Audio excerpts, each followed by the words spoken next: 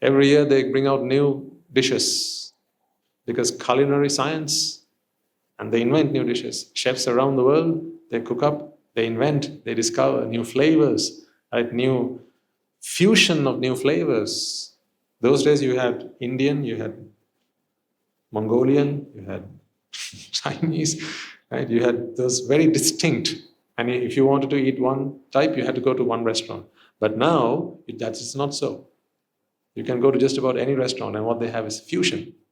So they bring the best of one cuisine with the best of another, and every day there's new experiments going on in the restaurants, in the kitchens around the world, and you can be sure as anything that tomorrow, if you just go online and type it in, a new kind of food will have been invented for you to try out. See, again, accelerating in one direction, but happiness, contentment, fulfillment, that's going in the opposite direction. Don't you realize, ladies and gentlemen, that people are coming up with the wrong answer to the problem? More music, more films, more TV, more food, more dance, more TV, none of these things are the answer. Money helps you buy all these things and build a world around you, completely enclose yourself with all of these sensual delights. But where is true fulfillment?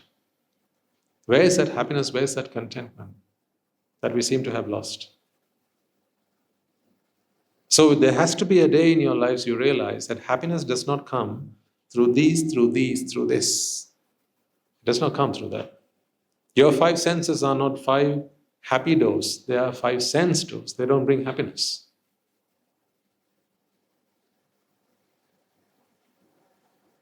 Some people might even think that it's just unfortunate that we only have 2 pairs of eyes. If people could have it their way, I believe if people could have it their way, if we gave everyone a wish, what would you like? People might say, can I have a pair of eyes in the back of my head so I can see more? Maybe another pair of ears so I can hear more? No, another tongue?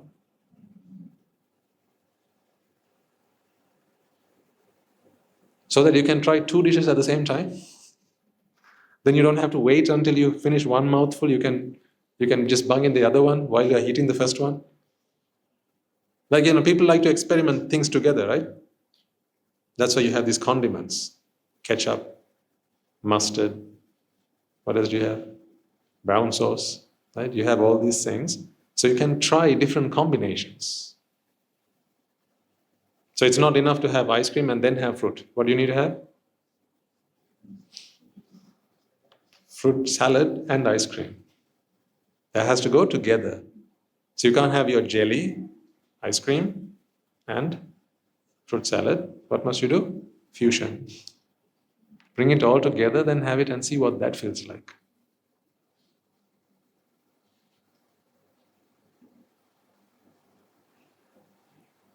This is not a need that we used to have. We didn't do so much with food back then. But this is this insatiable appetite that people have. Not appetite in the stomach, but appetite in the mind. It's insatiable. It's literally insatiable. Otherwise, let's think about it. By this point, shouldn't we really be satisfied as a human race? There's so much choice out there. So much choice. How satisfied must we be?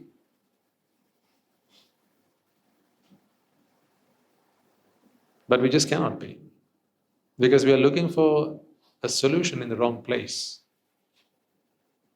If you wear your glasses on your head, no matter how much you look around in your house, you're not going to find it because it's on your head. So you've got to stop and look for it on you. That's when you'll seek it. That's when you'll find it. And this is why, after having lived for that many years, you have come to these sermons still looking for happiness. Truth be told, if happiness was available in all those experiences that you've had in your life, I should have no one attend these sermons. I should be the only one who turns up, no one in the audience. But the fact is, there's always people. What does that tell us? All of these avenues that you have walked, all these pursuits that you have been on, all those experiences that you have tried, not just here. Haven't you traveled the world? When you thought happiness is not in Sri Lanka, where did you choose to go? You travel the world. It's in some people's bucket list, right? To travel to every country there is before I die. And not just travel, but to experience what's there. To watch all the waterfalls, to go to all to see the birds and animals, to go on all the safaris, try out all the different kinds of food and music and dance and culture and all these things, because hopeful that one day, someday, in some part of this world, I'm sure God has planted happiness and I'm going to find it somehow or the other. The funny thing is, though, happiness is closer to home than you imagine. It's much closer to home. Where is happiness? Exactly. It's right where you are. So until the day comes where you stop looking for it outside, ladies and gentlemen, I'm sorry to say, you are not going to find it.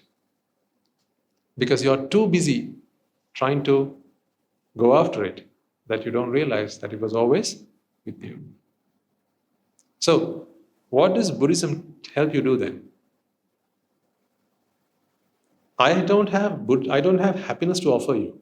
So that's what I'm saying. Like what we are so accustomed with is going around places, to the restaurants, to the theaters, to the concerts, right, to the galleries, to try and find happiness, right? I don't want you to think that this is another place where you can come to find happiness. It is not. This is not another gallery. This is not another cinema hall. This is not another performance. Here, what you will learn is that happiness does not exist in any of those places because happiness has always been with you. That's the difference. Happiness has always been with you.